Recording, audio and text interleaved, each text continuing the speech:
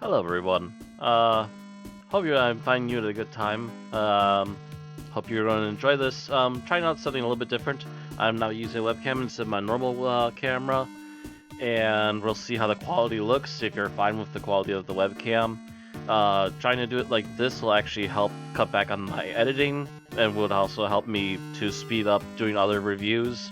Not only just my first impressions from doing live stuff, but I could also do mouse reviews this way and would cut back on the amount of editing that needs to be done for that show as well, because I can do half of it pretty much right here live as I am actually recording it.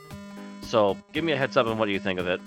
Anyways, time for us to get on with today's particular topic, if you will.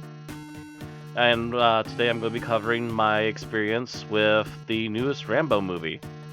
So first things first, because of the way news media is lately, at least on movies, this comes completely front-loaded with stuff I have to explain away. First of all, people have been going on about how this is like a politically charged thing about the Mexico and the wall and all that jazz, and how it's a horrible depiction against Mexicans.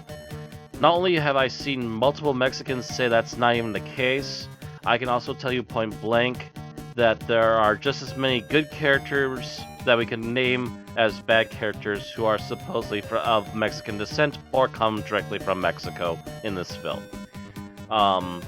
There's first of all Rambo's niece, second of all her aunt, who has been living with Rambo apparently for quite a while at this point.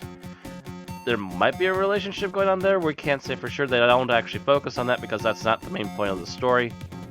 But also there's a news reporter which helps out Rambo multiple times in the movie and has been a big aid to him and helps him throughout. So that counteracts the one really bad friend of the girl, as well as the two main cartel members that we experience in the movie. So for main characters, it's pretty even Stevens on that, and any other Mexicans we see in the movie are mostly background when they're in Mexico, and there's practically nobody else around when they're in America at Rambo's ranch.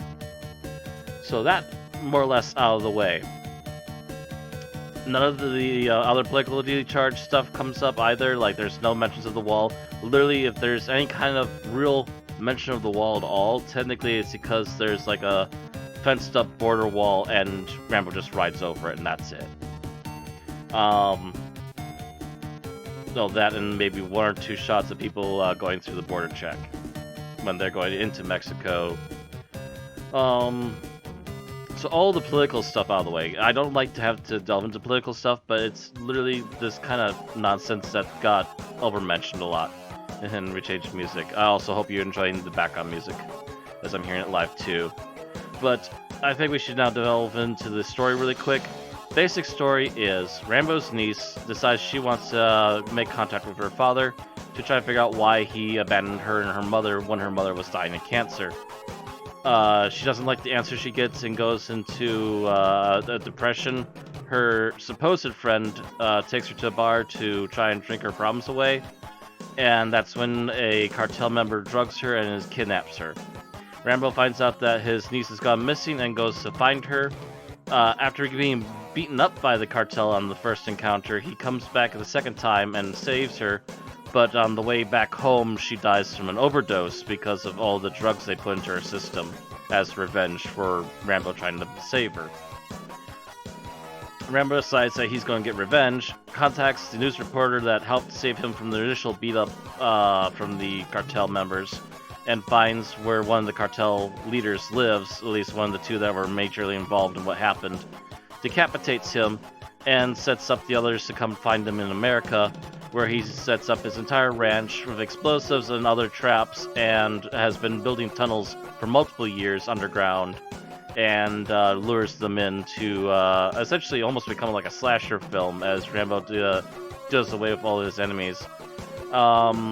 With that being said, after that, it pretty much just ends after that.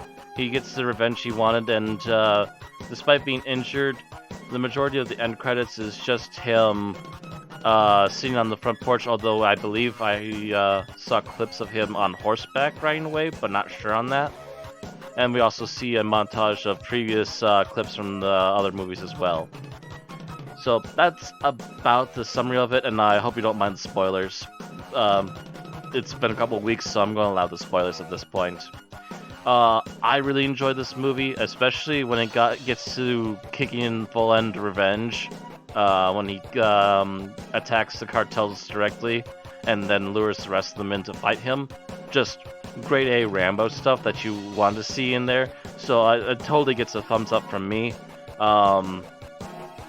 As to anything else about that, I guess the setup does take a little bit of time, but it doesn't feel like it spends a lot of time on it.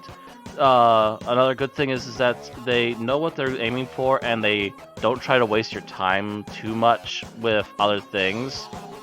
And that's probably in Rambo's benefit, because you're mostly here to see when he finally kicks into action, and that's what you get for the last, like, half to a third of the movie, and it's pretty good from there on. So that's my opinions on it. What are your opinions on it? Let me know, and thank you all very much for watching. See you all next time.